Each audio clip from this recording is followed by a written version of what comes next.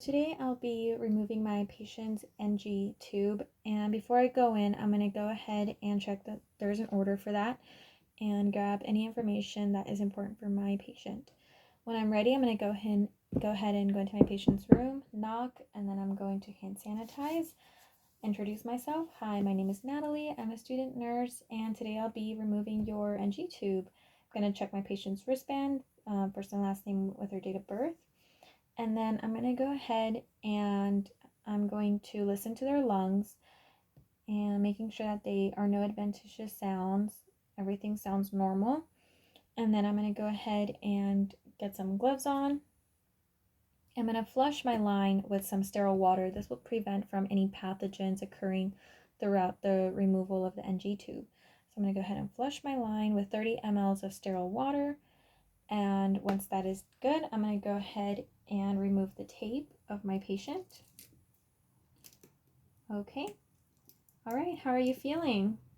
Good? All right, let me know if you feel any discomfort, okay? So now I'm going to go ahead and remove it. So before I remove it, I'm going to have you take a deep breath in and hold it, okay? So go ahead and take a deep breath and hold. And I'm going to do long strokes, okay? There we go. And all done. Good job. Are you feeling okay? All right, good. Good. So I'm going to go ahead and dispose of this in the trash, and then any gastric content would go into the red bin. So I'm going to go ahead and dispose of that, and then I'm going to have some 4x4s clean their nose. And then I'm going to assess the skin, making sure that there are no pressure ulcers from the tape, and everything looks good. Are you feeling all right? Yeah? Okay, good. So now I've removed my patient's NG tube, and throughout the whole process, I just want to make sure that I check the gastric content, make sure that everything looks normal.